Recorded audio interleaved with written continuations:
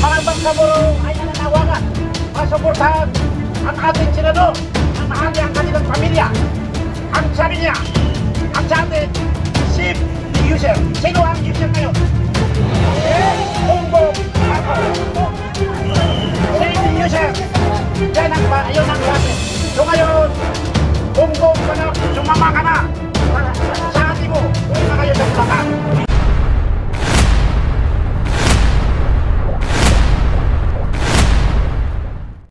Ang Bangsamoro na naninirahan sa labas ng Bangsamoro Autonomous Region, nandito na kami. Mga Bangsamoro ay nananawagan masuportahan ang ating senador na mahal niya ang kanilang pamilya. Ang sabi niya, ang sa atin, save the user. Sino ang user ngayon? Bongbong Marcos. Save the user. Yan ang sa atin.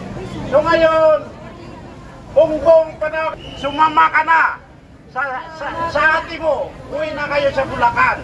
Uwi na kayo sa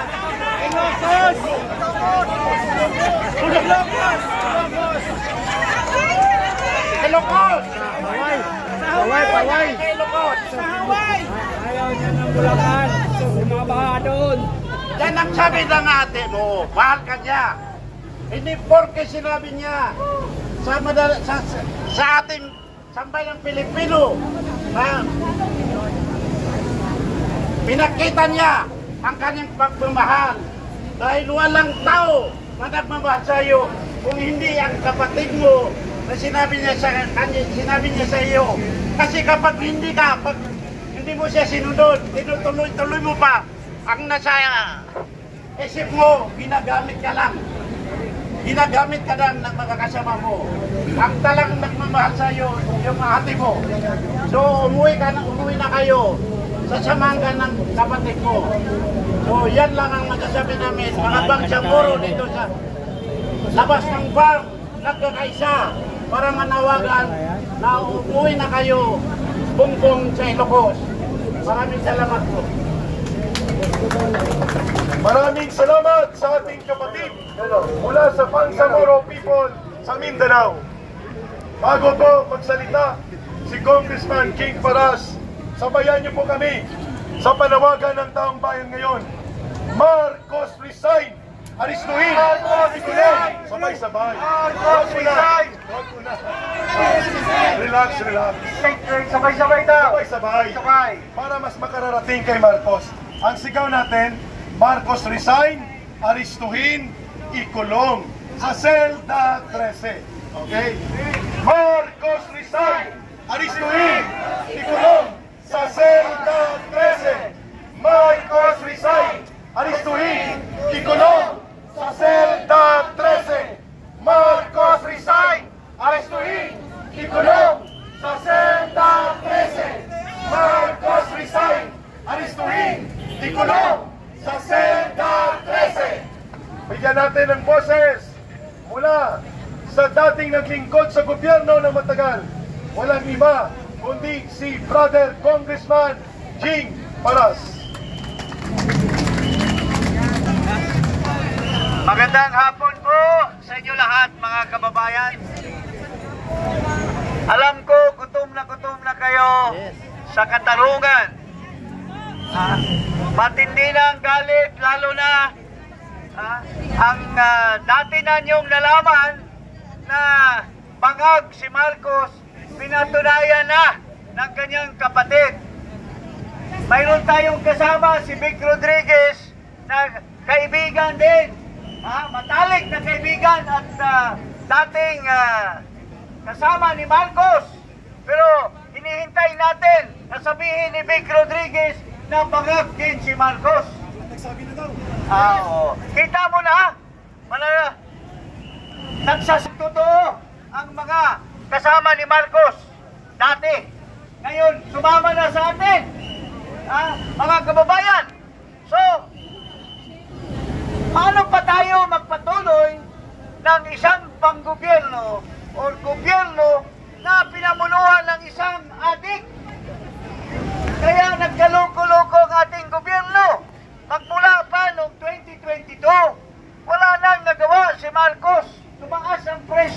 mga bilihin. Tumaas ang unemployment. Ang dami nating mga kababayan na wala man lang trabaho. Tapos, yung tubig daw sa baha, ipainom sa taong bayan. Marcos resign! Marcos resign! Can you imagine isang Pangulo ipapainom yung tubig sa baha? Wala nang respeto sa taong bayan itong bangag na Pangulo. Pero ang pinakamatindi, alam nyo mga kaibigan, si Saldico at si Martin Romualdez ay para kong kapatid. Kaya lang magkaiba ang landas namin. Nakano ba? Bago naging presidente si Marcos, ang aking panganay na anak,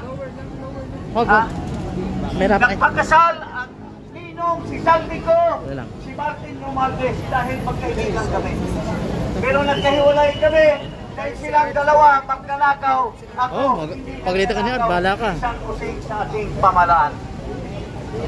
Pero, alam mo, sinasabi ng mga alipones ni Marcos, lalo na itong buwang-buwang, lukaret na Claire Castro, na wala daw katuturan yung sinasabi ni Saldico. Sinasabi itong bayaran na Ping Lacson, wala daw katuturan yung sinasabi ni Saldico. Mga kaibigan, kung kayo miyembro ng isang magnanakaw na grupo, nagnakaw kayo sa bangko, kasama si Saldico, kasama si Marcos, kasama si Romualdez, kung isa sa kanila nagsabi na si Marcos ang mastermind, hindi ba kayo maniniwala? Personal knowledge? Paano naging hearsay ang isang katotohanan na binanggit ni Saldico na si Marcos ang nagutos ng mga insertion sa MyCap at nagbigay siya ng 25 billion na komisyon. Ngayon, lumalabas na sa mga retrato, yung mga maleta, saan dinala? Sa bahay ni Martin Romualdez, may picture sa kanyang pamilya. Talagang magnanakaw itong magpinsan. So, papayagan pa ba natin na magpatuloy? Hindi! Papayagan pa ba natin sa 2026 na budget? Lumistahin na naman si Marcos sa unprogrammed funds? Mga kababayan, maski wala si Saldico, alam na natin na si Marcos ang magnanakaw. Kasi alam na niya na may insertion doon sa National Expenditure Program. Tinuloy pa rin niya. Imbis ibito niya o tapyasin ko matino siyang Pangulo, dapat tinanggal na niya yung pera na yun. Para hindi malustay. Pero bakit tinuloy? Kasi pala mayroon pala siyang komisyon, mga kababayan. Nabisto na magnanakaw talaga numero 1 itong Marcos Jr. Tinanggal nila yung BIR, baka yung commissioner ng BIR, tinanggal nila. Ang asawa noon, utusan ni Lisa sa kanyang opisina. Yung tinanggal nila kasi hindi na daw nagbibigay ng kanyang kita nga ay porsyento. Tinanggal, may bago na naman. Na papahirapan ang ating mga taxpayer. So, kung patuloyin pa natin ito si Marcos, hindi tayo manawagan. Ako ngayon, nananawagan hindi lamang ng ating mga mahal na kababayan na nandito sa aking paligiran. Yung mga nandyan sa tapat, yung ating mga mahal na mga pulisman, alam ko, sa puso nyo, nalalaman nyo ang mga sinasabi namin. Alam nyo, nung panahon ni Era, ganun din ang mga pulis, hindi rin umaaksyon. Pero nung nalaman na nila ang daming kasalanan ni Era, ay sila sumama na rin sa taong bayan. Kaya hinihikayat din namin sa inyo, mag-isip-isip kayo. Sinabi na ng kapatid, saan ba tayo makakakita ng isang kapatid na sinasabi niyang totoo, yung kapatid niya ay bangag, nagko-cocaine, matagal na. Hindi nyo ba mga kababayan, mga policemen, hindi nyo ba napapansin si Marcos tuwing nagsasalita, naggingiwi-giwi yung mukha. Ha? Nauutang. Kasi, produkto na yan sa pagdudruga niya. So, saan bang bansa na mayroong ating na Pangulo? Ang Pilipinas lang, tayo na ngayon ang pinaka-corrupt na bansa sa buong Asia. So, ako po'y nananawagan sa inyo, magsama-sama tayo, magkabuklod-buklod po tayo para pagpatuloy itong hinaing natin na ating panawagan ng ating mga mahal na mga pulis, mga military na mag-isip-isip na sila kasi wala na talagang matuluyan ang ating bansa. Mahuhulog na tayo sa bangin kung ilang araw pa mananatili itong Marcos bangag yan sa Malacanang, mga kababayan. So, okay ba tayo, Paring Eric? Marcos resign! Marcos resign! Ikulong! Aristuin! Marcos resign! Aristuin! Ikulong! Sa selda 13! Marcos resign! Aristuin! Ikulong! Sa selda 13! Marcos resign! Aristuin! Ikulong! Sa selda 13! Pag hindi pa siya sumuko, si Marcos ang panawagan ng taong bayan, baka gusto mong itukhan ka pa! Kaya ang panawagan, itukhan! Itukhan! Si Marcos Jr. Itukhan! Si Marcos Jr. Itukhan! Itukhan ha? Wala po. Hindi po totoo na may tukbang. Tukhang po yun. Iba po yung tukbang. Tukhang po ha? Iba ang tukbang. Ang tukbang ay tuktok. Bang-bang. Tawagin natin si Brother Joe Arandia bago kay God Rosman. Joe Arandia, nasaan ka na? Sumuko ka na bago si Marcos. Ayan na si Joe Arandia.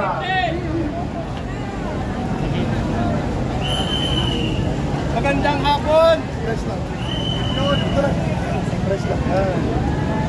Magandang hapon sa ating mga kababayang Pilipino!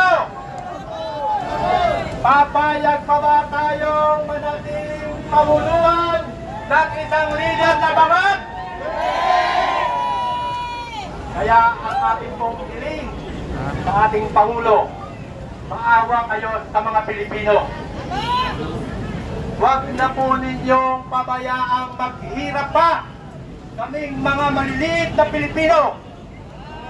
Ang panawagan ng mga Pilipino, mag-resign ka na! Iniiwan ka na ng iyong gabinete! Asan siya? Asan siya? Mag-isip ka na! Ano ginagawa? Magligpit-ligpit ka na! Sumasabay dito eh. Resign! Marcos resign! Marcos resign! Kaya muli, ating Pangulong Bongbong Marcos, mag-awa ka sa aming mga Pilipino. Marami nang naghihirap. Kaya, pinananawagan ng mga Pilipino na bumaba ka na sa iyong pwesto. Maraming salamat mga kababayan, mga vlogger.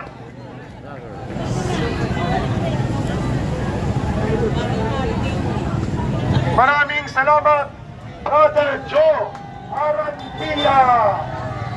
God Gaspar Rosman, dito na. Okay?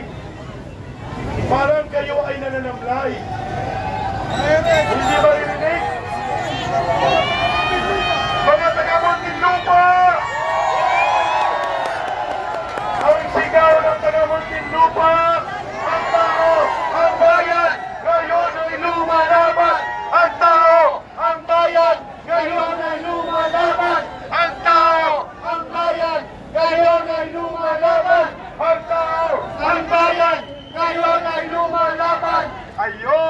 Pakinggan natin si Brother Gaspar ng Muslim Alliance in the Philippines.